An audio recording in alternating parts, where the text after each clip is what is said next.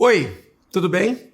Bem-vindos à nossa segunda aula. Na aula passada, nós tratamos de evolução humana, as escolhas dos seres humanos, as escolhas da nossa espécie e as consequências na nossa vida moderna. Hoje nós vamos tratar de 6 aspectos do comportamento humano em que nós podemos sublimar a nossa vida ancestral, seguir nossos instintos sem afetar a vida moderna e os benefícios que ela nos traz hoje. Mas a pergunta que eu tenho para fazer, para começar essa nossa aula, esse nosso debate é: para que nós fomos desenhados?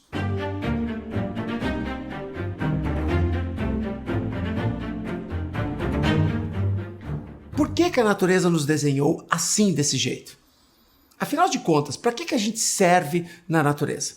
Essa é uma pergunta que poucos de nós fazemos. Sempre olhamos para o futuro e sempre vemos o passado a partir da escrita, né? A partir de alguns milhares de anos antes de Cristo, nós enxergamos a nossa história. Mas, na verdade, ela é muito mais contada por fósseis e por cavernas do que por textos.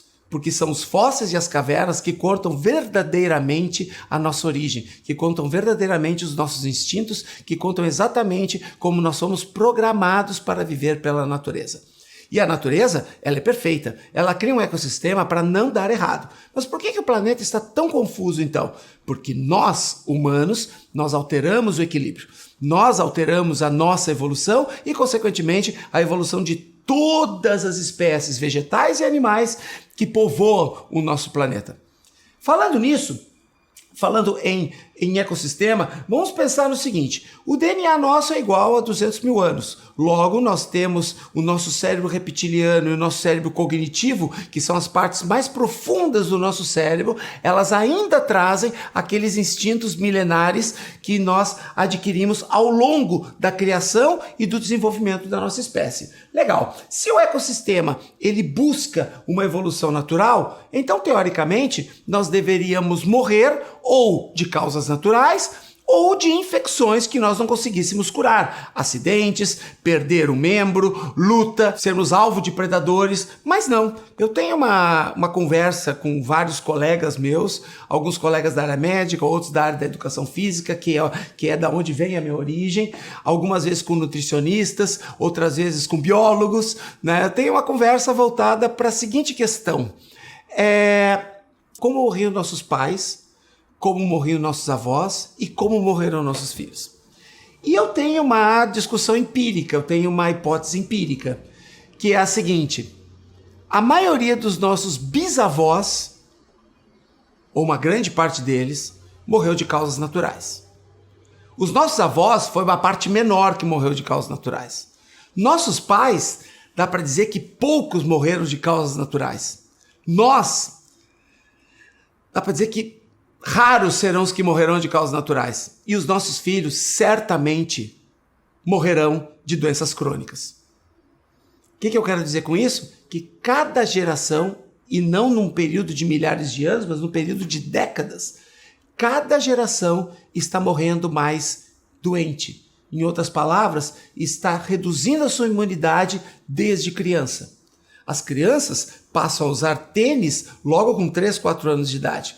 Elas não pisam no chão. E não pisando no chão, você não adquire proteção contra bactérias. Logo, você se torna menos imune. Você se torna mais doente. Logo, no início da vida, você passa a ser alguém que está muito mais suscetível a doenças.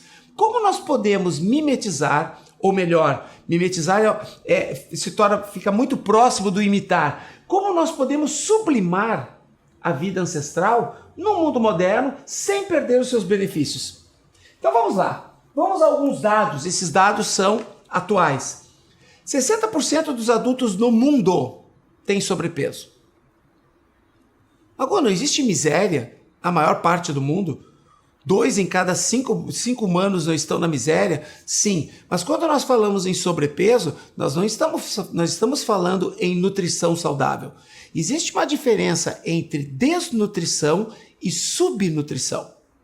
Quando você diz subnutrição, são pessoas que não têm abundância de alimentos, são pessoas que vivem em escassez de alimentos, pessoas que passam fome. Quando você fala em desnutrição, não significa que as pessoas consomem poucos alimentos ou que comam pouco. A maioria da nossa população é desnutrida e tem abundância de alimentos. comem muito. E justamente por isso tem muito sobrepeso. Porque elas comem de forma equivocada. Muitas vezes orientadas pela própria mídia, orientadas por profissionais que ainda estão dentro de um estudo e de um conceito analítico da sua área, ao invés de enxergar a sua área de uma forma muito mais sistêmica, ao invés de enxergar a sua área de atuação com distanciamento, enxergam de uma forma analítica e acabam orientando a população para consumir, comer e beber alimentos que muitas vezes não têm nenhuma relação com a nossa espécie. Para você ter uma ideia, 50% das crianças nos Estados Unidos hoje têm sobrepeso ou são obesas.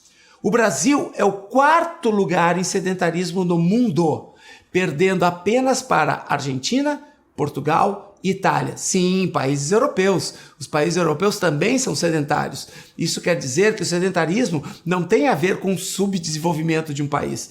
Tem muito a ver com a maneira social como nós vendemos o exercício para as pessoas, para uma determinada população. 75% no Brasil hoje tem sobrepeso.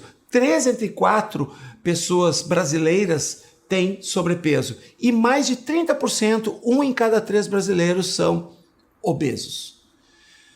Nós estamos seguindo o mesmo caminho daqueles países que socialmente e politicamente nós seguimos, né? Basicamente, voltados para a mesma forma de viver dos Estados Unidos. Os Estados Unidos têm números muito parecidos, até um pouco maiores do que os nossos, mas os nossos cada vez se aproximam mais dos números dos Estados Unidos em relação à saúde e cada vez menos se aproximam dos números europeus, que são números bem menores do que esses. Legal? Bom, dados esses números, vamos pensar, afinal de contas, o que nós necessitamos para viver bem com prosperidade? Eu diria que nós temos 4 necessidades.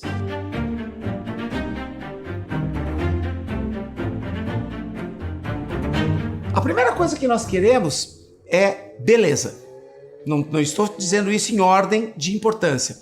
E a beleza, ela tem a ver com o aspecto cultural. Não significa que beleza sejam pessoas bonitas. Beleza significa de acordo com o padrão social da sociedade, né? O padrão social de uma determinada comunidade, o padrão social de uma determinada nação. Na Europa, beleza é diferente da beleza americana, norte-americana, que é diferente da beleza asiática, que é diferente da beleza dos caçadores-coletores do Pacífico e, consequentemente, diferente da beleza que nós instituímos como beleza. Mas beleza, eu quero dizer no sentido de um corpo saudável. Então a primeira coisa que nós desejamos para nossas necessidades é saúde, um corpo saudável.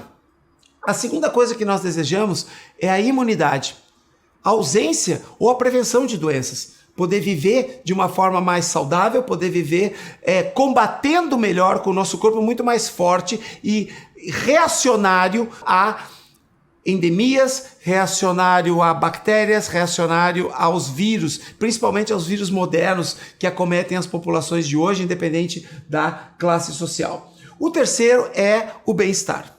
E o bem-estar nós consideramos o conforto. Amigos, família, as pessoas, os nossos cônjuges, né, os nossos parceiros sexuais, os nossos meios sociais, o nosso trabalho, viver bem, acordar feliz, conseguir dormir feliz e chegar na sexta-feira sem ficar louco para deixar de trabalhar e acordar na segunda-feira com disposição para trabalhar na sua profissão que você tanto ama. E finalmente a quarta necessidade, que é a longevidade, poder viver mais, mas viver mais com os outros 3 aspectos da necessidade. Viver mais com bem-estar, com beleza, né? Com saúde corporal e com imunidade. Então não adianta viver mais como nós vivemos hoje e morrer de doenças crônicas, morrer em hospitais, como acontece com os nossos amigos, como acontece com os nossos parentes e como provavelmente muitos de nós também vai acontecer. Talvez nem por culpa nossa, talvez por responsabilidade de nossos antepassados que passaram alguns aspectos da mutação gênica, da mutação de tudo que eles acumularam ao longo da vida, acabaram passando na criação dos nossos fetos.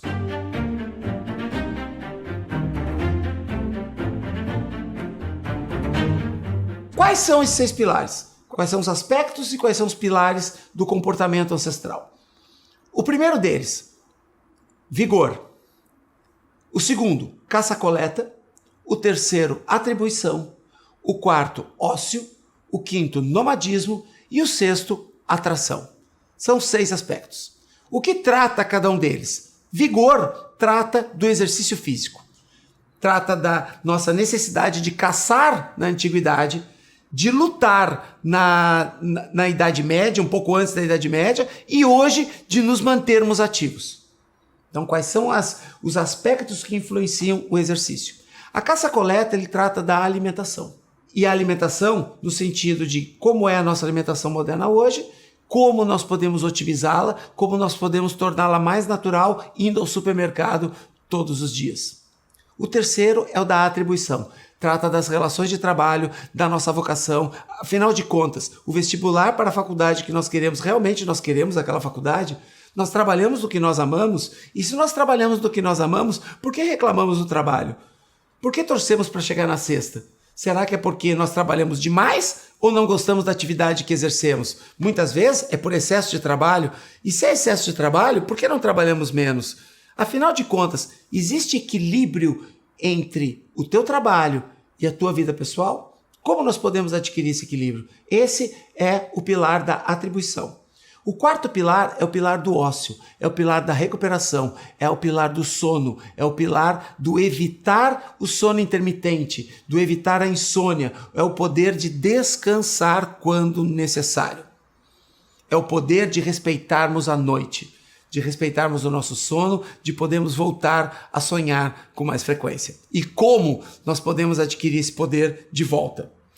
O quinto é o nomadismo. O nomadismo tem a ver com o nosso instinto de exploração, o nosso instinto de curiosidade, de querer migrar. Hoje lutamos para ter casa própria, mas se nós somos nômades por essência, se o nosso DNA é nômade, será que a casa própria não nos oprime de alguma forma? Será que nós não vivemos enclausurados como leões em cativeiro, como um gado dentro de uma fazenda? A partir do momento que nós só saímos da nossa casa para viajar de vez em quando nas férias, ficamos torcendo para ter férias porque não aguentamos mais ficar no nosso lar. Afinal de contas, o que podemos fazer para conseguirmos não só resgatar, mas conseguimos saciar esse instinto migratório, esse instinto de nômade que nós todos temos? De que forma nós podemos sair um pouco da nossa realidade com mais frequência, ao invés de acumularmos riqueza para atravessarmos o mundo, sendo que nós podemos, numa frequência muito menor, conhecer lugares novos, aproveitar e simplesmente esparar a nossa cabeça e viver um pouco melhor, consequentemente dormir um pouco melhor também. E o sexto pilar, que é o pilar da atração. A atração, ela trata dos nossos relacionamentos. Trata não somente dos relacionamentos amigos, família, dos nossos relacionamentos sexuais, dos nossos parceiros sexuais, os nossos relacionamentos de trabalho. Como nós podemos manter a nossa libido por mais tempo, ativando a regulação hormonal, melhorando a nossa regulação hormonal. Esse aspecto, ele é fundamental e muitas vezes é um tabu na nossa sociedade. Nós vamos falar hoje de assuntos bastante polêmicos relacionados à atração, de algumas pesquisas científicas que se afloraram aí nos últimos tempos e quebraram alguns paradigmas relacionados à nossa sexualidade. Falando agora nos pilares, vamos tratar agora de o que significa ser um paleurbano. O que eu chamo de paleurbano? São aquelas pessoas que resgatam a natureza paleolítica, que resgatam a natureza primitiva, convivendo com os benefícios da idade moderna, da vida moderna.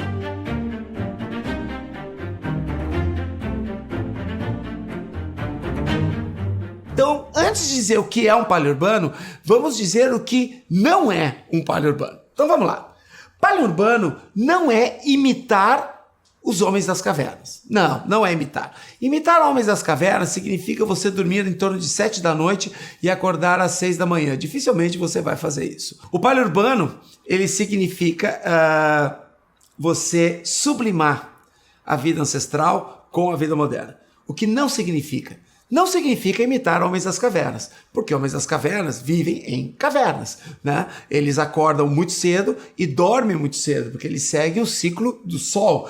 Eles se alimentam de alimentos eles consomem alimentos que são disponíveis na natureza e não alimentos que você pode comprar. Então você não imita, mas você pode sublimar com algumas estratégias muito interessantes. Outra coisa que não significa ser um paleo-urbano: trocar seio por mamadeira. A amamentação é uma dádiva natural da natureza para as fêmeas humanas. Logo, a amamentação é fundamental pelo maior tempo possível. Ok? A partir do momento que acabou a amamentação, acabou o período de se beber leite nos humanos. O continuar bebendo leite é uma escolha moderna humana, mas o beber leite é durante o período da lactação. Ok? Nós teremos uma aula em que nós vamos tratar disso mais profundamente. Ainda não é nem conviver com doenças. Paleos urbanos não convivem com doença. Por quê? Porque têm imunidade potencializada. Ingerem menos alimentos que provocam reações inflamatórias. Se exercitam para aumentar a imunidade. Não acumulam peso corporal para gerar um turnover celular muito maior e uma morte celular muito maior, transformando o nosso corpo numa bomba inflamatória. Sim? Além disso, ele não é bitolado. E quando eu digo bitolado, eu estou dizendo que um paleo-urbano ele não é fundamentalista. Se convidarem você para comer uma pizza entre os amigos, você vai comer uma pizza entre os amigos. Porque você não é um bitolado, você não é um pastor que vai chegar na mesa e vai fazer um discurso sobre boa alimentação. Não, eu costumo dizer que eu sou um paleo-urbano que tem amigos, né? Porque pessoas fundamentalistas normalmente têm poucos amigos. E isso é um problema, gera um problema social, inclusive. Você começa a perder contatos, você começa a perder relacionamentos. Mas não transforme pequenas exceções em um hábito. Como eu quero ter muitos amigos, eu vou comer de tudo. Não foi isso que eu quis dizer. Então veja bem, geralmente a maior parte do dia a dia você tem total autonomia sobre a sua vida e os aspectos do seu comportamento. Então, esses aspectos, eles devem ser defendidos a unhas e dentes. Agora, quando você coloca isso no ambiente coletivo, ou seja, quando você sai do seu eros, que é o ambiente privado, para o seu ethos, que é um ambiente social, obviamente, em alguns momentos, você vai se adaptar a esse ambiente social para que você tenha um número de relacionamentos não só maior, mas também mais saudável, tá certo? E, finalmente, ele não é um defensor do anti-açúcar. Açúcar é um termo muito genérico. Quando nós falamos açúcar, nós não estamos falando somente no açúcar refinado. Nós estamos falando do açúcar da batata, nós estamos falando do açúcar das frutas, nós estamos falando do açúcar do leite, nós estamos falando do açúcar de uma forma geral, da glicose. Sim, o que nós combatemos é o açúcar refinado. O açúcar refinado tem seus malefícios, mas não seja totalmente contra o açúcar. Você pode adoçar seus alimentos de uma forma mais interessante do que usar açúcar refinado. Hoje você tem o açúcar mascavo, que é um açúcar natural, você tem hoje o mel, que é um alimento da natureza, que é um açúcar da natureza e que o homem consome há milhares de anos. Aliás, o mel é um dos alimentos mais antigos da natureza. A maioria dos alimentos que nós temos hoje, eles foram gerados pela natureza a partir do final da era glacial, há cerca de 15, 18 mil anos. Já o mel, ele existe na natureza há mais de 3 milhões de anos. Né? Algumas pesquisas dizem que fazem dezenas de milhões de anos que existe o mel abundante na natureza, principalmente nas florestas. Então, o mel é um alimento natural e ele também pode adoçar alguns alimentos. Então, não seja totalmente contra o açúcar. Agora, vamos sim combater o açúcar refinado. Sem dúvida nenhuma que sim. Tá certo? Muito bem. Em relação ao vigor,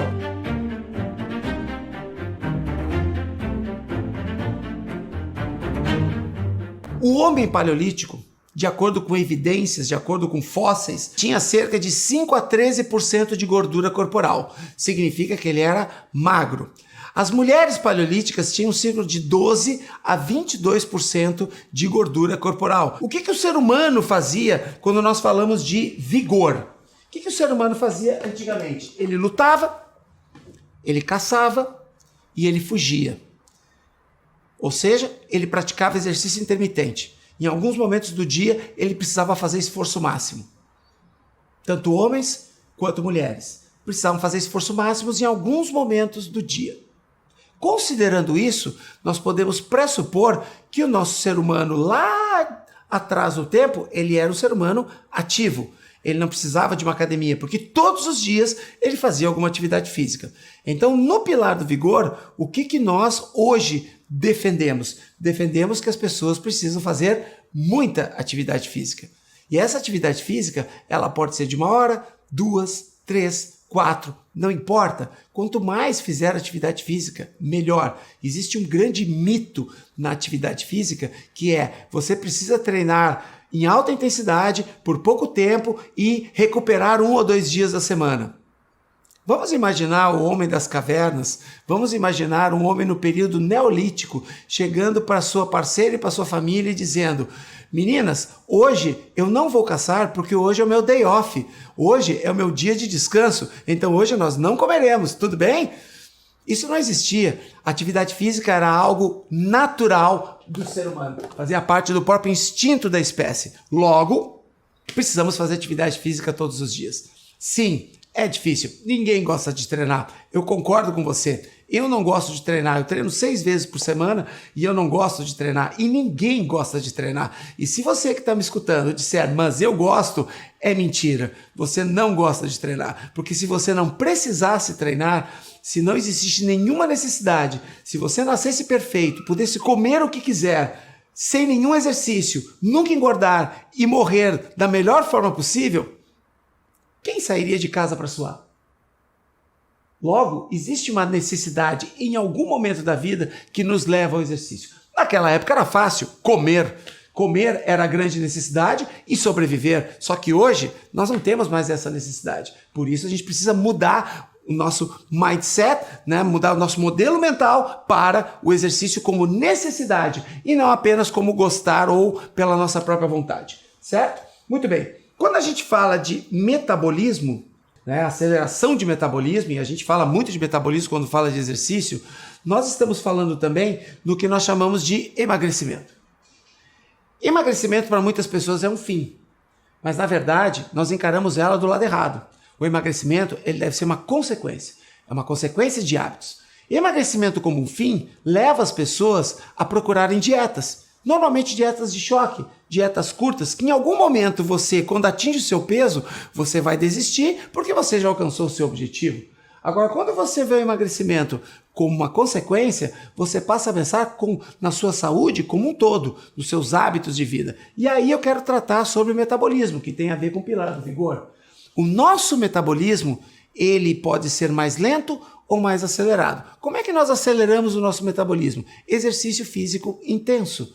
Não existe outra forma de acelerar o metabolismo senão com exercício físico.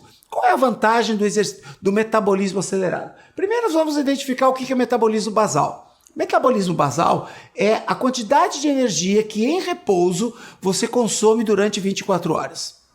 Esse metabolismo basal, em média, ele varia de 1.200 a 1.800 quilocalorias por dia. Em outras palavras, desde o momento que você acorda, sentado em casa, trabalhando no computador, não saiu de casa, comeu, voltou para a cama, até o momento em que você acorda de novo, você vai gastar mais ou menos de 1.200 a 1.800 calorias por dia. Isso em média. A partir do momento que você se exercita, você acelera esse metabolismo. E acelerando esse metabolismo, você passa a gastar mais calorias ao longo do dia. Isso faz com que não somente no exercício, mas também após ele, você continue consumindo energia. E esse consumo de energia leva você ao que nós chamamos de emagrecimento crônico, que é o emagrecimento ao longo do tempo e a manutenção do que nós chamamos de peso ponderal. Peso ponderal é a relação entre o que você consome de energia em forma de gordura e o que você consome energia em forma de outros nutrientes energéticos como proteína e carboidratos. E aí nós temos o que a gente chama de peso ponderal. Então, falando de metabolismo, é isso que é o início do nosso trabalho quando nós falamos em vigor. Além disso, treinamento de força. Você precisa treinar com grande intensidade, no sentido de se tornar mais forte. E não se tornar mais forte apenas para ficar mais esbelto. Isso também é uma boa consequência do treinamento de força intenso. Mas não é esse o nosso objetivo. O nosso objetivo de aumentar a força é, número 1, O aumento de massa magra, ou seja, o aumento de massa muscular, faz com que você aumente os seus depósitos de glicose. Com isso, você consegue controlar a insulina. A insulina, que é um hormônio fundamental no excesso de peso. A resistência à insulina, ela gera também aumento de peso. Quando você consegue controlar a secreção de insulina no sangue, naturalmente, você também consegue controlar o seu peso corporal. Logo, o treinamento de força aumenta a massa muscular e, com isso, você aumenta os seus depósitos de glicose. Segundo, você também aumenta o que nós chamamos de testosterona e GH, que são hormônios que também influenciam no aumento de massa muscular. Esse aumento, principalmente de GH, de hormônio do crescimento, faz com que você se desenvolva melhor na adolescência e consiga ter uma maturidade, uma longevidade funcional maior. Você envelhece de forma mais saudável e mantém-se forte ao longo da vida. Você sabia que a partir dos 30, 35 anos, você perde 1% de massa muscular a cada ano? Isso significa que pessoas sedentárias, aos 70 anos, perderam cerca de 40% de massa muscular. A atividade física, ela pode evitar isso. Dessa massa muscular que você perde, a maior parte dela vem do que nós chamamos de fibras rápidas, que são as fibras de explosão. E sabe onde elas se concentram na sua maior parte? Em músculos diagonais, músculos que fazem a nossa rotação.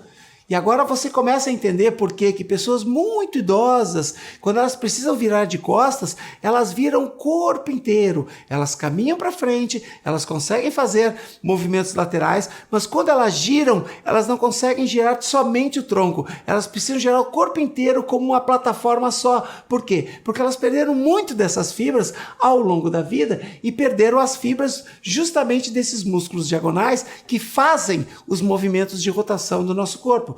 Logo, treinamento de força é para a vida inteira. Não existe idade para você iniciar um treinamento de força de alta intensidade. Existe sim a adequação às suas restrições diagnosticadas pelo médico.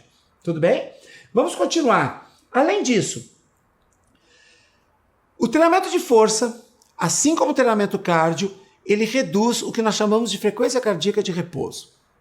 A nossa frequência cardíaca de repouso ela varia entre 60 e 80 para pessoas saudáveis. 60 e 80 batimentos por minuto para pessoas saudáveis. Quando você entra num ritmo de treino, entra numa frequência semanal de treino alta, você passa a ser melhor condicionado. Consequentemente, você começa a liberar mais sangue no sistema circulatório, com menos batidas. O coração ele fica mais forte e com isso ele bombeia mais sangue com menos batimentos. Logo, a sua frequência cardíaca de repouso diminui. O nosso coração é como um motor. É como um motor de carro, que ele tem uma vida útil. O motor de carro ele tem, 100 mil, 150, 200 mil quilômetros de vida útil. Fora isso, você tem que recauchutá-lo, como a gente diz, né? Você tem que otimizá-lo de outras formas para que ele não vá fundir. O nosso coração ele é programado para bater de 2 bilhões a 3 bilhões de vezes em média durante uma vida. Logo, se eu tiver uma frequência cardíaca mais baixa devido ao meu condicionamento físico, eu consigo bater menos vezes por minuto, menos vezes por hora, menos vezes por dia, menos vezes por ano. Batendo menos vezes por ano, eu demoro mais para chegar àquele número de batimentos que nos permite não fundir a máquina, ou seja, não parar o coração. Eu consigo viver mais com treinamento de força, consigo viver mais com treinamento cardio, eu consigo viver mais me exercitando. Então esse é um dado interessante para que você se preocupe com o seu coração. Não com os problemas que o seu coração possa vir, mas sim com a prevenção, que é, neste caso, a redução da frequência cardíaca de repouso. Alguns alunos meus, alguns clientes meus, às vezes me perguntam, mas Magu, por que você faz nós chegarmos a 170 batimentos no treino se o interessante é que o nosso coração bata menos? A resposta é simples, você passa 1 hora ou 1h30 batendo o seu coração num batimento muito alto para condicionar o seu coração e, consequentemente, durante 23 horas do dia, bater mais lento do que ele normalmente bateria. O benefício é muito maior. Então, sim, quanto maior a frequência cardíaca durante o exercício, melhor é o seu condicionamento, melhor é a sua aptidão física para reduzir a frequência cardíaca de repouso. Legal? Muito bem. A pergunta é legal treinar? Não é legal treinar. É chato, na verdade. É muito chato treinar. E a gente precisa de algumas estratégias. Muitas vezes a gente precisa de rituais, principalmente se você treina sozinho. Existem alguns dados que no Brasil, mais de 40% da população fisicamente ativa, ela treina sozinha. Ela treina em parques, ela treina jogando seu futebolzinho no final de semana, mas ela não tem orientação. Então ela faz exercício físico, mas ela não participa de um programa de treinamento. Do ponto de vista de saúde, elas estão conseguindo manter um nível razoável de saúde.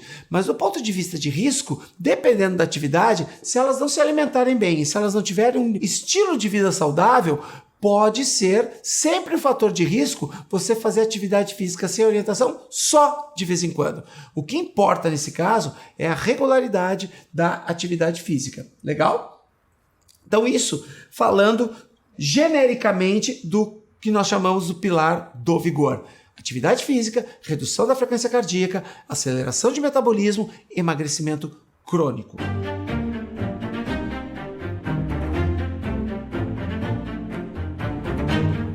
Nós fomos programados para correr, para fugir, para lutar e para caçar. É para isso que nós estamos aqui. Legal? Agora, o que se fala muito hoje é uma frase que eu tenho escutado muito nos últimos 10 anos, que é: precisamos comer comida de verdade. Você já deve ter ouvido falar isso. Afinal de contas, o que é comer comida de verdade? O que é comida de verdade? O que é comida natural? Se você vai mimetizar, se você vai sublimar um estilo de vida ancestral, eu pergunto: leite é natural? Até que idade? O trigo é natural? Sendo que o trigo foi uma escolha humana comer trigo, porque trigo é alimento de pássaros e gafanhotos. Então, o que é, afinal, natural? Natural é tudo aquilo que, número 1, vem da natureza e, número 2, faz parte da nossa programação genética. Se não fizer parte da nossa programação genética, não é natural. Grama é natural, mas nós não comemos grama porque nós não assimilamos a celulose. A celulose não é sintetizada pelo nosso corpo. Logo, não comemos grama, comemos outras verduras, comemos hortaliças, mas não comemos grama, não comemos pasto. Então, quando nós falamos em natural, nós devemos pensar num outro aspecto que dificilmente é raciocinado, que é a questão da programação genética. Para que nós fomos criados? Lembra da primeira pergunta? Afinal de contas, por que nós somos desenhados pela natureza? Para quê? Essa é a pergunta que deve ser feita quando nós pensamos num alimento natural. Outra questão: alimentos naturais podem ser industrializados. Você pode ter um alimento 100% natural envasado numa indústria. Você pode ter um alimento 100% natural dentro de um saco. Nada impede que isso aconteça. O problema não é a industrialização, o problema é o processamento. Se ele foi beneficiado, você encontra hoje em muitos lugares do Brasil sucos naturais 100% natural, em que você não tem nenhum tipo de conservante, em que o rótulo não apresenta nenhum tipo de componente químico, nenhum tipo de mistura, que são engarrafados. Então, passou pela indústria, mas eles passou de forma 100% natural. Então, não confunda, nem todo alimento industrializado ele é necessariamente ruim. Agora, é preciso que você se acostume a ver rótulos. É fundamental que você veja o rótulo de tudo aquilo que é embalado. Aquilo que é descascado, você come. Aquilo que é embalado, você enxerga o rótulo primeiro, antes de desembalar. Legal? Muito bem. Quando nós falamos em caça-coleta, nós estamos falando também em uma propriedade do ser humano que é economizar energia.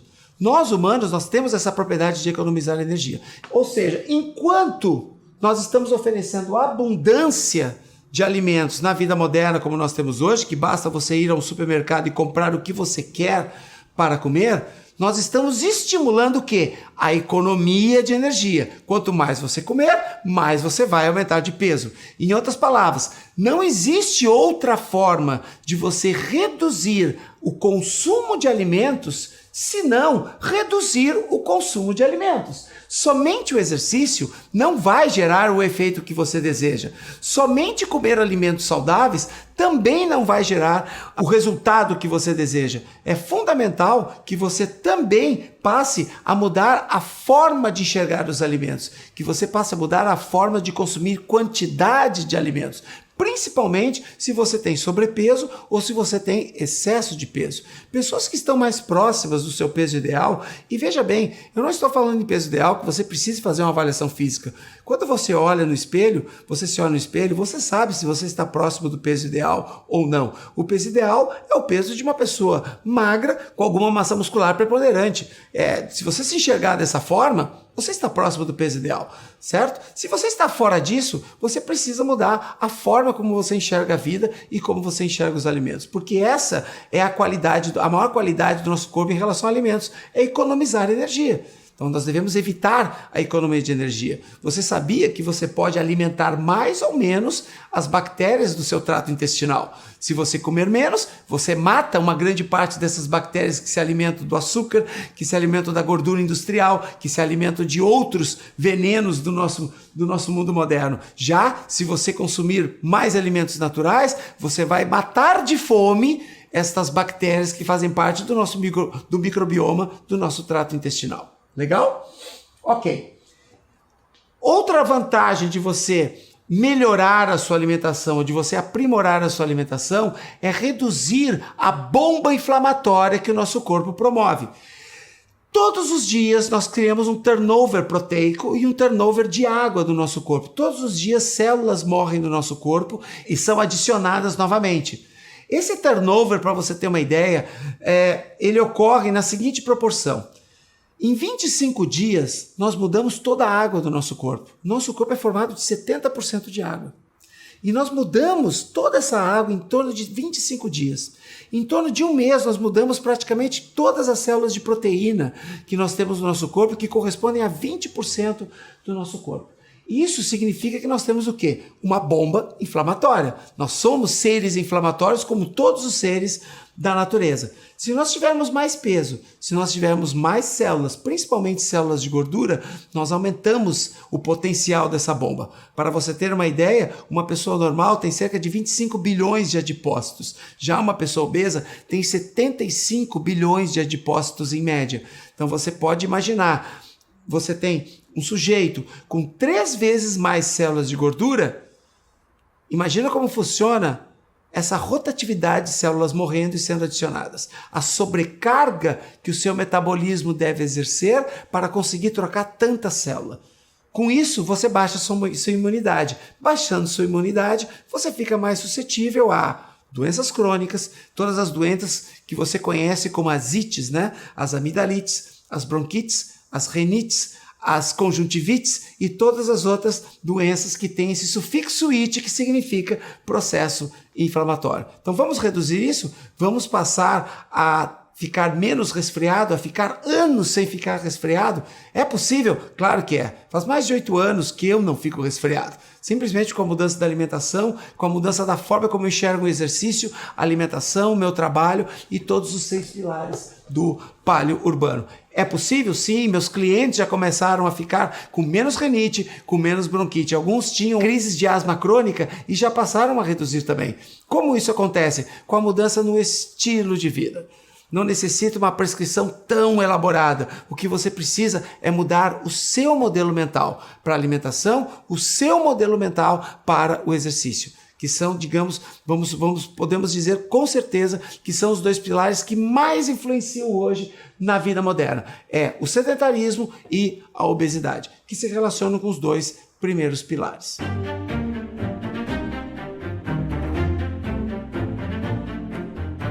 O terceiro pilar é o pilar da atribuição. A atribuição se relaciona com o quê? Com o nosso trabalho, com o nosso ofício, com a nossa vocação, com aquilo que a gente ama fazer. Esquece emprego. Esquece profissão, esquece trabalho. Pensa no que você ama fazer. É com isso que se relaciona a atribuição. Porque se você ama fazer aquilo que você faz, automaticamente você contribui mais para as pessoas. Você contribui para a sociedade à sua volta. Aquele seu trabalho ajuda pessoas. Então a primeira pergunta para você entender se você está se esse aspecto, se esse pilar do comportamento ancestral, ele está equilibrado com você, vou te fazer essa seguinte pergunta. Você ama a sua profissão? Você ama acordar todos os dias para trabalhar nessa profissão? Calma, não quer dizer que se você não gosta de acordar todos os dias, não significa que você não goste. Se você precisa acordar às 6 horas da manhã, então é normal que você canse quando você acorda muito cedo e dorme muito tarde. Mas eu digo, se você acorda com a disposição de trabalhar, se você acordando num horário adequado, você adoraria trabalhar. Você pensa no dia da semana que você trabalha? Será que você usa o final de semana para se livrar do trabalho ou para recarregar energias? E aí você vai entender a importância de viver tantas horas da sua vida, às vezes cerca de 1/3 de um dia, durante anos, fazendo algo que você não gosta. Algumas pessoas não têm opção, mas se você tiver, quem sabe você começa a pensar sobre isso agora. Quem sabe a gente não começa a pensar sobre como nós podemos otimizar o nosso trabalho, como nós podemos contribuir. Falando em contribuição, você contribui para quem com o seu trabalho? Qual é a sua profissão? Sua profissão contribui para a vida das pessoas ficarem melhor? Isso não é uma mudança radical. Você não tem como mudar. Muitas vezes nós não temos como mudar isso de uma hora para outra. Mas ao longo dos anos, nós podemos adequar a nossa vida para que nós possamos achar um ponto exato, um equilíbrio exato entre o quanto nós precisamos financeiramente para viver com conforto e o quanto nós somos felizes vivendo com esse conforto. Existe um ponto de equilíbrio aí, eu tenho certeza disso. E claro, isso leva às vezes alguns meses, às vezes alguns anos, às vezes uma década inteira para mudar. Mas nunca é tarde iniciar essa mudança. E essa mudança pode gerar uma vantagem enorme na hora que você tem filhos, na hora que você quer educar e principalmente na hora que você quer acompanhar a educação dos seus filhos ou ter um lazer muito mais afetivo com as pessoas e não um lazer cansado no final de semana.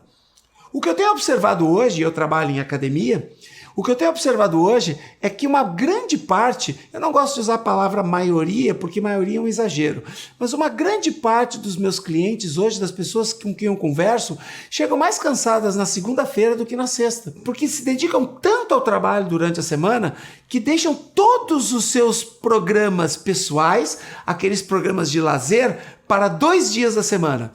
Acabam acumulando programas de lazer e chega na segunda-feira, que é quando você deveria chegar 0 quilômetro, você chega cansado, você chega com cansaço acumulado de 7 dias, o trabalho e mais as atividades de lazer. E aí nós ficamos o quê? Torcendo para chegar às férias. E quando chega às férias, o que você faz? Você vai para um lugar onde você tem tantos compromissos, tantos lugares turísticos para visitar, que você volta cansado de novo. Você passa a ser um eterno ser humano cansado e improdutivo. Essa é a essência do que nós chamamos pilar da atribuição. Como é que funcionava o ser humano antes? Primeiro, ele acordava com a luz do sol e dormia quando o sol se punha. Ele vivia com um mindset voltado para o escambo, com um modelo mental voltado para o escambo, para a troca de mercadorias, para a troca de coisas. Eu preciso disso e você precisa daquilo. Hoje nós temos o dinheiro. O dinheiro por muito tempo nos serviu para gerar valor de troca para mercadorias. Hoje ele é gerado muito mais para promover valor de uso. E o valor de uso muitas vezes é pessoal. E muitas vezes você compra e trabalha muito para comprar coisas que necessariamente você não necessita, que necessariamente você vai usar por muito pouco tempo e que não vai promover uma melhora substancial na sua qualidade de vida, no seu estilo de vida ou até mesmo na sua felicidade. Então buscar uma vida um pouquinho mais minimalista, buscar uma vida um pouco mais simples, muitas vezes pode gerar um benefício muito maior. Se você tem smartphone hoje, você sabe do que eu estou falando. Cada vez mais os smartphones são mais simples e nos trazem mais coisas. Cada vez eles são mais simples de você aprender a manusear, mas cada vez eles nos trazem mais benefícios. Será que na nossa vida nós não temos que pensar como Steve Jobs? Será que na nossa vida nós não podemos pensar mais na nossa vida como design e simplicidade e menos acúmulo de funções? A atribuição trata dessas relações, das relações da sua vida com aquilo que você faz, com aquilo que gera benefício a outras pessoas e com aquilo que te traz prosperidade e riqueza. Quarto pilar, ócio.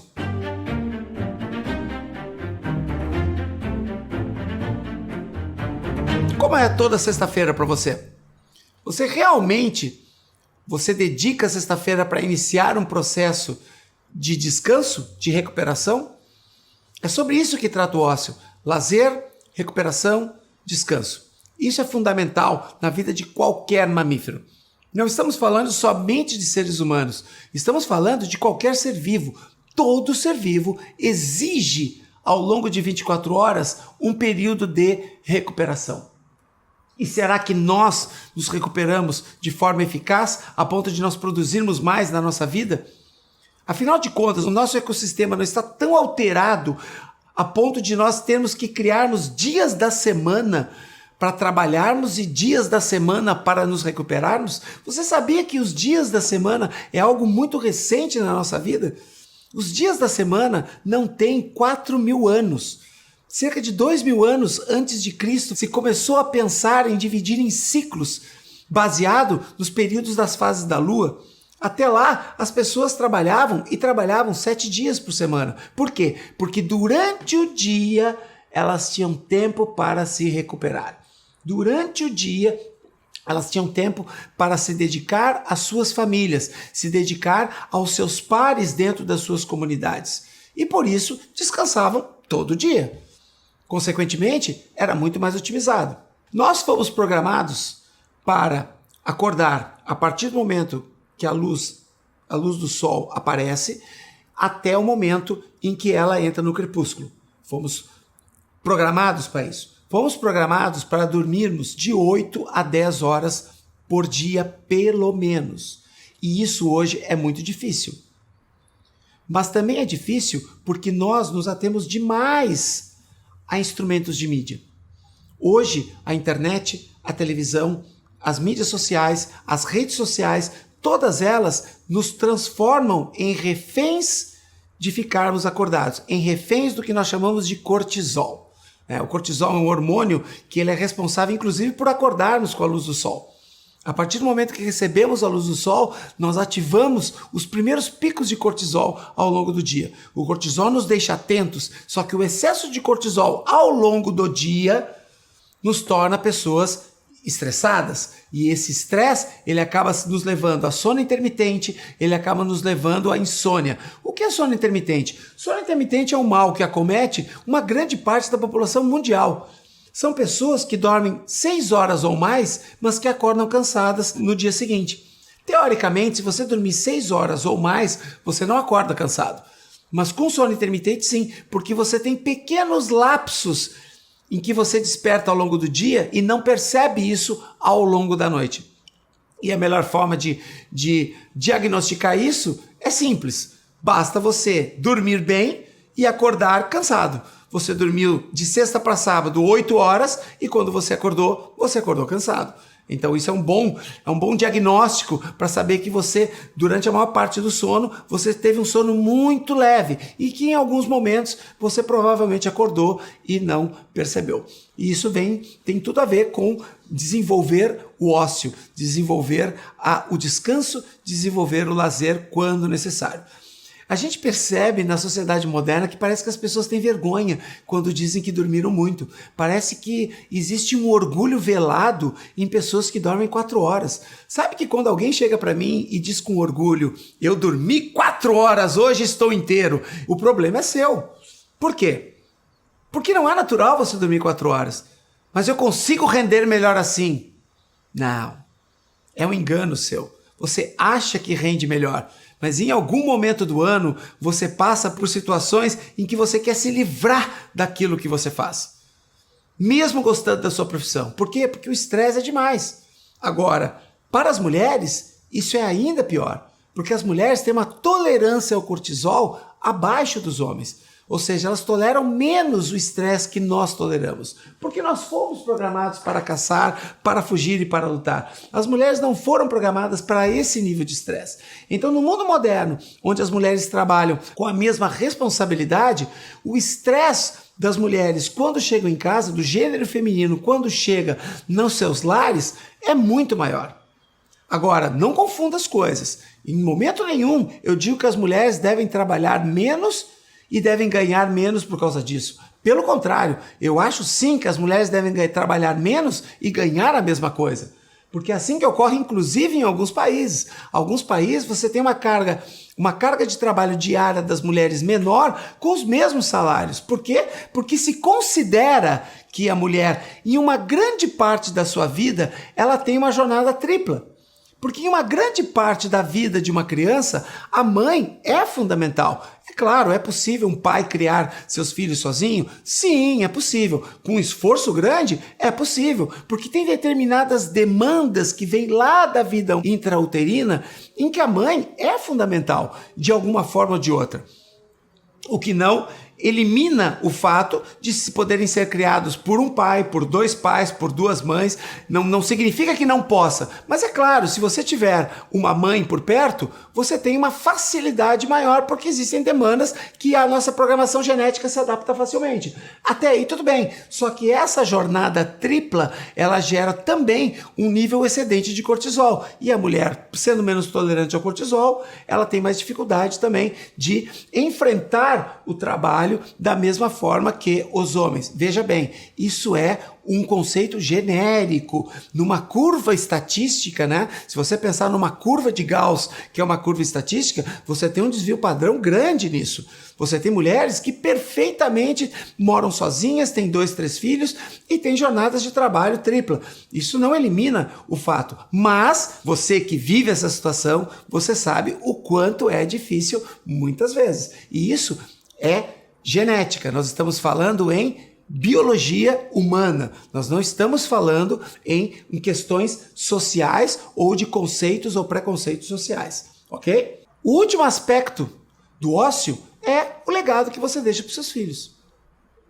Na vida antiga, a partir do momento que se criou a linguagem e o simbolismo, passou-se a gerar o que nós chamamos de cultura. A cultura no ser humano, ela inicia a partir do momento que inicia a linguagem no ser humano, que ocorre em torno de 50 a 70 mil anos antes de Cristo.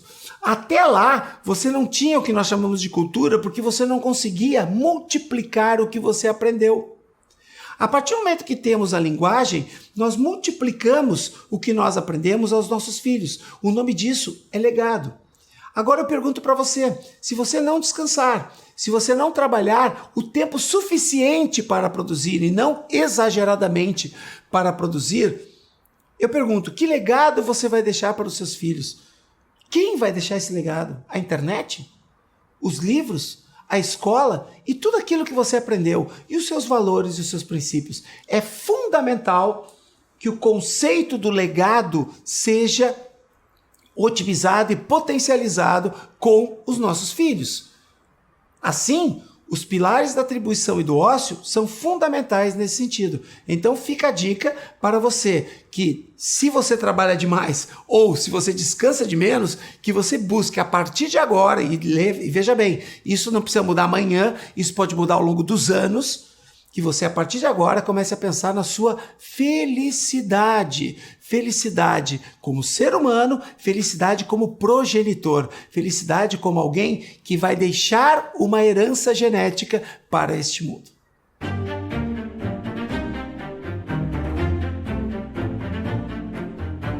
Nomadismo. Nomadismo é o quinto pilar do comportamento ancestral e ele se refere ao instinto migratório. Quando a gente fala instinto migratório, nós estamos falando em viagem, nós estamos falando em curiosidade, estamos falando em sair da rotina. Veja bem, hoje as pessoas vivem nas grandes cidades trabalhando para ter uma casa própria. Quando, na verdade, o seu instinto está pedindo outras coisas. O seu instinto está pedindo para morar sempre em lugares diferentes. Como é que nós lutamos contra isso? Deixando de ter casa própria? Não necessariamente. Nós podemos, sim, excitar esse instinto, trazer de volta, resgatá-lo, através de pequenas atitudes no dia a dia. Uma delas é, quanto tempo você anda durante o dia? Você vai de carro para o trabalho? Você vai de ônibus para o trabalho? Qual é o tempo que você fica em pé ao longo do dia? Fora o trabalho, fora o momento que você está em casa. Você tem carro? Quantas vezes você anda de ônibus na sua vida? Quantas vezes você caminha durante o dia? Isso faz com que você comece a descobrir novos ares, comece a ver novas pessoas e, principalmente, mantenha o seu corpo em alerta, porque andar por caminhos diferentes faz com que permaneçamos com aquele sentido de alerta do homem ancestral. Parece uma bobagem isso, mas ao longo dos anos você vai perceber que a sua vida nunca entra numa rotina. Todos os dias você vai encontrar algo novo. Quando vemos vídeos de autoajuda, sempre aparece aquela frase, surpreenda-se, faz algo surpreendente todos os dias. Mas na verdade ninguém faz, porque ninguém faz nada diferente daquilo que costuma fazer desde que acorda. Então será que não é o momento para um dia deixar o carro e pegar um ônibus? Será que não é momento para você que pega ônibus um dia descer uma parada depois, uma parada antes? E outra, seu trabalho é sempre no mesmo lugar? Às vezes, na maioria das vezes é, mas e quando não é? Como é que você faz para viajar? Eu tenho algumas dicas para você.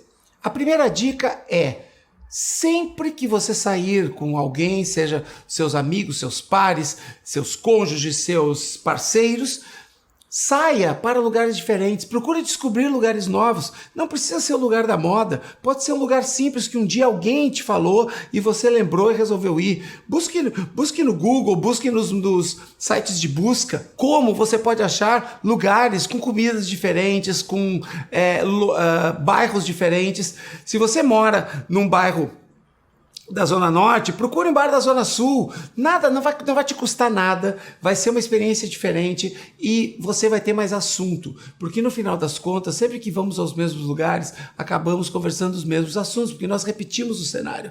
É muito difícil você mudar a sua forma de agir sempre no mesmo cenário. Então você muda o cenário. Uma outra dica, viaje de 30 a 45 dias. Entre 30 e 45 dias você faz uma viagem. Quando eu digo uma viagem, não é uma viagem que você programa porque você vai fazer uma viagem turística. Não, simplesmente escolha uma cidade perto da sua cidade. Pegue uma cidade, no meu caso, eu moro em Porto Alegre. Escolha uma cidade do mapa, viaje, saia de manhã, passe o dia nessa cidade, conheça a praça, pare um pouco na praça, pegue um pouco de sol, vá no restaurante que todo mundo vai na cidade, como um churrasco, no meu caso, como um churrasco naquela cidade, visite a igreja da cidade. Eu não sou religioso, mas acho legal conhecer monumentos assim, e no final do dia você volta para casa. Você vai perceber que de 30 em 30 dias, de 40 em 45 dias, você vai perceber uma grande mudança na sua energia ao longo da semana, ao longo das semanas. Você vai perceber que você começa a ver gente diferente. Isso estimula um instinto que está pré-programado lá dentro da tua genética. E isso é fundamental para que você volte a viver como os nossos ancestrais, de uma forma mais natural, eliminando ou reduzindo ao extremo o nosso estresse. Hoje, o nosso grande vilão é o estresse. Nosso grande vilão não é comida industrializada. O que nos faz comer comida industrializada é o estresse. Se você tivesse 2 horas de almoço por dia e você tivesse tempo para buscar restaurantes melhores, você faria. O que você não tem hoje é tempo, o que você não tem hoje é recursos financeiros, muitas vezes recursos financeiros, o que você não tem é energia para buscar algo novo, para pensar algo diferente. Como é que você vai reduzir isso? Reduzindo o estresse. A única forma de você explorar isso é reduzindo o estresse. E uma das formas de reduzir é você conseguir jogar sua energia de lazer em algo que realmente vale a pena. Será que nós sempre devemos ir no melhor restaurante? Será que não vale a pena experimentar a comida que existe lá na cidade de Teutônia? Será que não vale a pena um dia a gente ir para a igrejinha, para Teutônia? Aí, pessoal de igrejinha de Teutônia, se estiver me ouvindo, né? Será que não vale a pena você ir lá, passear pela praça? Quase toda cidade do interior tem uma praça central onde você vai encontrar um Banco do Brasil, uma igreja, uma prefeitura. Será que não é legal você visitar essas cidades? E outra, que tal levar sua bicicleta? Coloca um rack, coloca 2 bicicletas, viaje. Eu já fiz isso com a minha filha, é delicioso. No início ela sempre acha um saco, porque ela é adolescente, é normal. As crianças sempre acham o saco. Até o momento que você começa a ver coisas diferentes. E aí ela começa a ficar curiosa e começa a te perguntar. É um passeio maravilhoso que só pelo fato de você mudar o cenário já se transformou num bom programa. Já começou a surgir um assunto diferente. Pense nisso. Quando a gente fala de nomadismo, nós estamos falando em sair da rotina, em sair para lugares novos. A nossa casa é uma clausura. E é uma clausura que você não sente em alguns momentos da sua vida. Em alguns momentos da sua vida você diz, o melhor lugar é ficar em casa. Só que ficar em casa o tempo inteiro gera solidão. E cá entre nós, se você não estiver muito fora da curva, nós somos seres sociáveis. Então, por sermos seres sociáveis, quanto mais gente a gente enxergar, mesmo que você não conheça pessoalmente essas pessoas, mais você vai se sentir parte integrante do mundo em que vivemos. Então, isso é o pilar do nomadismo. O último pilar é o pilar da atração.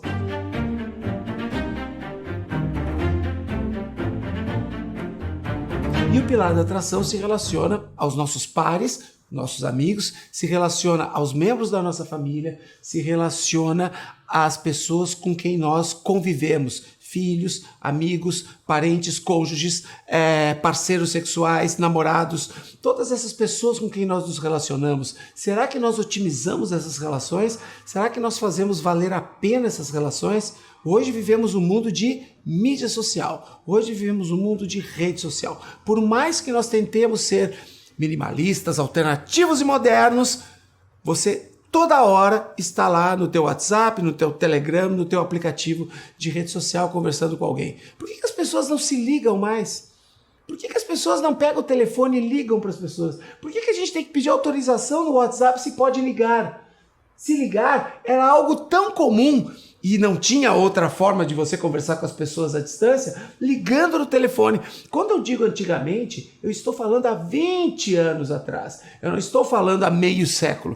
Eu estou dizendo que há 20 anos atrás, quando você queria falar com alguém, ou você ia na casa dela, ou você telefonava para essa pessoa. Você conversava pessoalmente, você ouvia a voz. Ou seja, todo tempo você encontrava pessoas. E encontrando pessoas, você sente feromônios. Esses feromônios, eles são invisíveis, mas são eles que criam a química. Quando você conhece alguém, você não tem aquela impressão de que essa pessoa é legal ou essa pessoa não bateu comigo?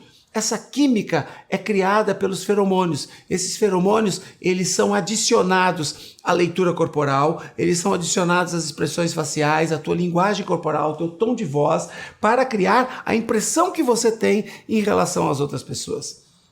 Claro que esses feromônios hoje são muito mais sutis que na época primitiva. Na época primitiva você não tomava banho. Então o teu cheiro era o cheiro da tua história. Se você vivia na floresta, você tinha um cheiro. Se você vivia à beira de um pântano, você tinha outro. Se você vivia à beira de um rio, você tinha outro cheiro.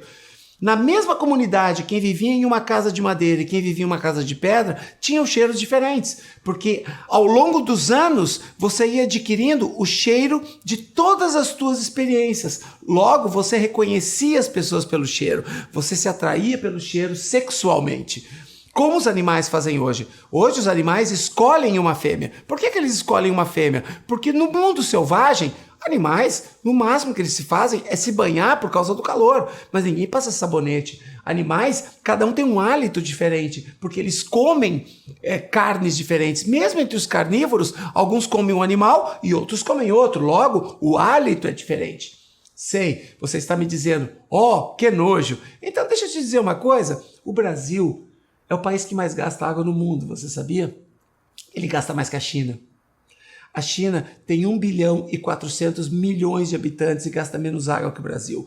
Os Estados Unidos têm 350 milhões de habitantes e gasta menos água que o Brasil. Por que o Brasil é o país que mais gasta água? Por causa da energia que vem das hidrelétricas? Por causa da quantidade de rios? Não. O Brasil é um dos países que mais gasta água no mundo, primeiro, pela falta de consciência ecológica, nós gastamos muita água sem precisar, e segundo, não sei se isso é um motivo secundário ou primário, mas é o país que mais toma banho no mundo. Nenhum país do mundo se toma banho todos os dias.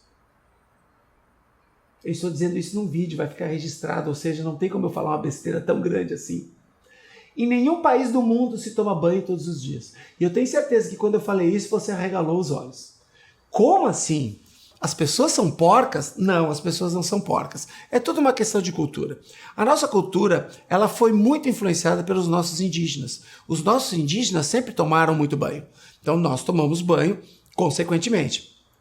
Porém, se você olhar para a Europa, você vai ver que em alguns países da Europa você toma banho de 2 em 2 dias, às vezes de 3 em 3 dias, às vezes se toma 3 banhos por semana. Porque essa é a cultura deles.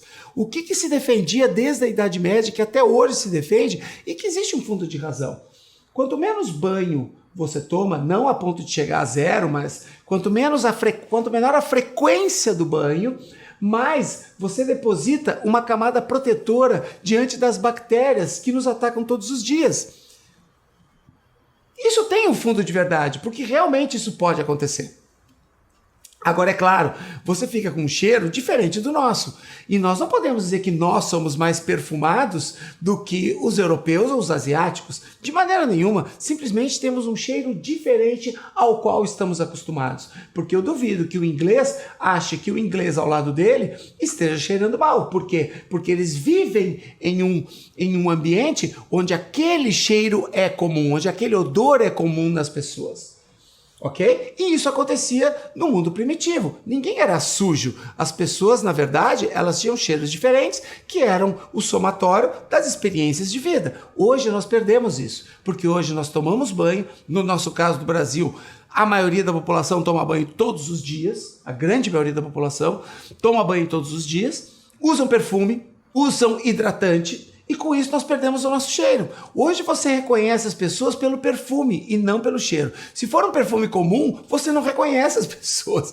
Precisa ser um perfume muito inédito para você estar de olho fechado, passar alguém por você e dizer: ó, é a Camila que está passando. Não, você não sabe. Daquela época você sabia. Aliás, você reconhecia a Camila é um nome fictício, tá? Você reconhecia a Camila a metros de distância. Camila está chegando na aldeia. Por quê? Porque o cheiro era muito forte nos seres humanos. Isso acabou. Então como é que você vai sentir de novo esse cheiro chegando perto das pessoas? Você vai reativar essa sensibilidade aos feromônios. Se você pensar bem, na tua sexualidade, esses feromônios são fundamentais. Você sente o cheiro das pessoas. Se você tem uma vida sexual mais ativa ou menos ativa, não importa, mas você sente o cheiro da pessoa com quem você está. E às vezes o cheiro não é muito bom, porque você não está acostumado. Mas não porque ele não seja bom, e não porque a pessoa é suja. Uma pessoa não é suja porque não usa desodorante. Ela não é suja porque... Ela é suja para qual cultura? Ela é suja para nós. Mas ela não é suja para algumas outras culturas. Usar pano umedecido após ir ao banheiro é uma cultura de alguns países, mas não é na nossa. E se alguém nos vê indo ao banheiro, vai nos chamar de sujo. Então, qual é, afinal, o padrão? O padrão é o padrão local. Então, não considere, não julgue outro padrão pelo seu padrão. Então, quando nós falamos em nomadismo, nós estamos falando em conhecer coisas novas, conhecer culturas novas. Conhecer culturas novas pode ser ir a Pequim, pode ser ir a Montevidéu, ou pode ser ir a Santa Maria. Santa Maria já tem uma cultura diferente da capital do meu estado, que é Porto Alegre. E é uma cidade onde a minha família veio dessa cidade, mas é uma cultura diferente. Por quê? Porque a cidade foi criada de uma forma diferente. Aprenda com o nomadismo. A ideia do pilar do nomadismo é sair da rotina, resgatar esse instinto e aprender. Resgatar o sentido da curiosidade que a vida moderna nos tira. A vida moderna nos coloca numa rotina em que nós nos tornamos refém da prosperidade financeira. E a gente precisa sair um pouco dessa sensação. Se você pode, ótimo. Muitas pessoas não podem fugir disso, mas se você pode, o que você está esperando para fazer? Pense nisso, porque agora nós vamos falar de 2 assuntos muito polêmicos. O primeiro é a monogamia. Louco isso, né? E por que eu vou falar de monogamia? Por que eu devo falar de monogamia se a nossa sociedade é monogâmica? Simples, porque o ser humano não é monogâmico. Por isso que nós vamos falar de monogamia. Porque o nosso DNA não é monogâmico, a nossa programação genética não é monogâmica. Nós fomos poligâmicos até cerca de 3.500 anos antes de Cristo. E ainda assim nós continuamos sendo poligâmicos até uma boa parcela até perto da idade de Cristo. O nosso DNA foi feito para que nós copulássemos várias vezes com várias fêmeas, no nosso caso dos machos, né? E que as fêmeas também copulassem com vários machos. Então a questão da poligamia, ela não é somente de um gênero sexual. Os dois gêneros são poligâmicos. E é por isso que em alguns momentos das nossas relações nos sentimos inquietos. Porque é estranho que, por mais que nós amemos e que dissemos para nós mesmos que somos cegos, eventualmente você sente algum desejo por outra pessoa. Não que esse desejo se confirme e às vezes até facilmente resistido, mas você sente. O desejo é inerente aos seres humanos. E você sabia que seres monogâmicos não sentem nenhum desejo em momento nenhum da vida com nenhum outro parceiro que não seja o dele? O que caracteriza a monogamia não é a atitude social. O que caracteriza a monogamia é o desejo. E nós, em vários momentos da vida, sentimos desejo. Às vezes um desejo maior, às vezes um desejo menor, às vezes algo muito fácil de resistir, às vezes algo que você fica só na fantasia. Você pode ser um parceiro fiel a vida inteira e ter desejos do mesmo jeito. Só que isso, ao longo do tempo, se a tua vida social e principalmente a tua vida conjugal, ela viver numa rotina, esse desejo ele começa a se tornar mais forte, porque começa a criar aquele espírito de nada muda e de vez em quando eu olho e estou começando a olhar mais vezes. Então, sabendo que o nosso espírito é poligâmico e que a monogamia ela é uma instituição social, como nós podemos combatê-la? Primeiro a gente precisa saber de onde veio a monogamia, né? A monogamia ela começa com a agricultura. Não quer dizer que... Eu não estou dizendo que comendo alface nós nos tornamos poligâmicos, não foi isso que eu quis dizer. O que eu quis dizer é que a partir do momento em que a agricultura iniciou a instituição da propriedade. A partir do momento que você tem a propriedade, alguém é dono dela. Porque quando o homem era nômade não existia nenhum dono da terra. Quando você tem um dono da terra e você morrer, você vai deixar para quem? Então se criou a necessidade de haver uma linhagem. E a única forma de haver linhagem é saber quem é seu filho.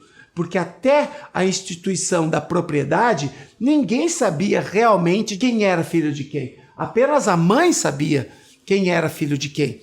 Os pais normalmente não sabiam. E dependendo da frequência sexual, a própria mãe não sabia. Porque não existia prostituição ou uma mulher da vida ou uma mulher vulgar. Não existia isso. Simplesmente as pessoas copulavam, sentiam vontade e copulavam. A partir do momento que você tem propriedade e linhagem, você precisa de um instrumento para oficializar esse conceito de monogamia. Quem é o instrumento? A religião. Então as religiões, coincidentemente, elas surgem no mesmo momento em que começam os primeiros reinos, em que começam o sentido de propriedade e a necessidade de uma linhagem. Nesse momento surgem as religiões. E a partir daí, a monogamia passou a ser algo comum na nossa sociedade. Mas ela não é comum na nossa essência. A nossa essência é poligâmica. Muito bem, sentimos desejo. Vamos falar de desejo? Então vamos lá. Pesquisas dos últimos 20 anos têm demonstrado que os nossos desejos são determinados na fase intrauterina. O que significa isso? Significa que a equalização hormonal do nosso corpo na fase intrauterina determinam do que a gente vai gostar ao longo da vida. Se nós vamos gostar mais de laranja ou de amarelo, de preto ou de branco, se nós vamos gostar mais do dia ou da noite, se nós vamos gostar mais de morenos ou loiros, se vamos gostar mais de negros ou asiáticos. Essa regulação hormonal determina os nossos desejos. Então as pessoas são mais ou menos poligâmicas. Como é que você pode mudar isso? Número 1. Como são as suas relações sexuais? Vamos lá, vamos conversar sobre relações sexuais. Porque nós estamos falando de quê? Nós estamos falando de estilo de vida. Então, se nós falamos de estilo de vida, nós precisamos falar muito de sexualidade. Que apesar de ser um assunto tabu, ele é fundamental na vida de qualquer ser humano. A ausência, a fartura ou a regularidade, né, da tua sexualidade. Vamos falar um pouquinho sobre isso. Como são as tuas relações sexuais? Será que em um determinado ponto as tuas relações sexuais começaram a ser muito iguais? Será que elas começaram a ser menos frequentes? Por que começaram a ser menos frequentes? O que acontece para alguém perder ou reduzir a libido? Porque, teoricamente, pessoas de 30, 40 anos ainda estão no auge da sua libido. Elas não precisariam já nessa idade iniciar uma redução desse sentimento sexual que faz parte e é inerente ao ser humano. O que aconteceu na vida do casal para que o sexo passasse a ter menos qualidade? Então, o que eu proponho para vocês? Faça sempre algo diferente. Você tem tantos atos, entre aspas, promíscuos que você pode fazer, mas são promíscuos para quem? Para o ethos ou para o eros? Você vai ver que eu vou falar muito de ethos e eros. Na filosofia, o eros se relaciona à tua vida privada, aos teus desejos primais, aquilo que só a você interessa. Ethos é o conjunto de princípios individuais que formam os princípios da sociedade. Necessariamente, o que você faz na sua vida privada, nada interessa à sociedade. Então você não precisa misturar. O que a sociedade moderna fez a partir dos preconceitos, muito oriundo das religiões também, muito oriundo de alguns poderes dominantes, né, de alguns governos ao longo dos anos, ao longo das décadas, ao longo dos séculos. O que aconteceu? Esse ethos passou a ser o eros das pessoas. O ethos passou a ser a regra para todas as pessoas. E isso criou o tal do preconceito. Isso criou os fundamentalismos. E isso acabou gerando aquele preconceito que nós mesmos temos de adquirir prazer, de ter prazer. O prazer é uma coisa tão boa e tão íntima e tão particular que nós usamos princípios da sociedade para reger o meu prazer. Como assim? Mas nós deixamos. E no final das contas, nós temos às vezes até um pouco de vergonha de explorar coisas novas. Temos vergonha de propor coisas novas. Ah, mas se eu propor isso para minha esposa, o que ela vai achar de mim? Se eu propuser isso para o meu namorado, o que vai achar de mim? Você está propondo para ele ou para ela. Você não está propondo para os outros. Você está propondo para a pessoa a quem você ama, a quem você se relaciona, enfim. Então, faça da sua vida sexual uma vida única e não uma vida igual a de todos os outros. Ou você acha que tudo que as pessoas te contam é verdade? Se você não conta a verdade sobre a sua vida sexual para os outros, por que você acha que os outros te contam verdade sobre a vida sexual deles? Cada um tem a sua vida sexual, então você precisa explorá-la. Isso é fundamental para combater esse instinto natural em nós, que é o instinto poligâmico. Nós temos necessidade de copular com vários pares. Biologicamente, esse é o nosso instinto. Então, se nós temos essa necessidade e nós temos essa vontade, então nada mais justo do que transformar a minha vida sexual, o meu eros, em uma vida com o meu parceiro que seja tão legal quanto o desejo que eu tenho. Eu preciso transformar minha vida sexual numa coisa tão legal quanto era antes, porque antes era legal. E aí as instituições transformaram isso numa certa rotina social. E a sexualidade nossa não é uma rotina social. Ela envolve hormônios, ela envolve vontades, ela envolve córtex cerebral e, principalmente, ela envolve cérebro reptiliano, que é o cérebro mais primitivo que está lá no centro, perto do cerebelo. E esse módulo cerebral, eventualmente ele emerge. E quando ele emerge, ele atrapalha a nossa vida. Deveria ajudar, mas a sociedade faz com que ele atrapalhe a nossa vida. Então essa é a minha dica para você. Faça da sua sexualidade, quando eu falo sexualidade, eu não falo somente com os nossos parceiros sexuais, eu falo com os nossos amigos. As pessoas não se abraçam mais, as pessoas mal se cumprimentam. As pessoas se falam pelo WhatsApp, se encontram e não se abraçam. Esqueça um pouco a cultura vigente e pense que na sua vida particular, o seu mundo é de quem você quiser e não da sociedade. Essa é a dica que eu dou para os seus amigos, para a sua família e para os seus parceiros. Ah, e com seus filhos, eduque-os para serem pessoas melhores. Não eduque-os para ser refém da sociedade. Eduque-os para transformar a sociedade. Essa é a dica que eu dou. E assim nós encerramos essa descrição dos 6 pilares, porque nas próximas aulas nós vamos tratar especificamente de exercício e de alimentação, que são, na verdade, os 2 pilares que acabam regendo, né, os demais, porque tratam diretamente de metabolismo e regulação hormonal para que a nossa saúde seja mais plena e mais longeva. Um grande abraço e até a próxima aula.